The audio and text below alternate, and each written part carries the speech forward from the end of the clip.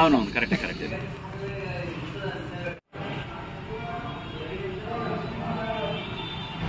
నాలుగు రోజుల లైన్ సరే కంటిన్యూలో పడట్లేదు ఫైన్లు, కంటిన్యూలో 4 రోజుల కంటిన్యూలో పడట్లేదు ఫైన్లు.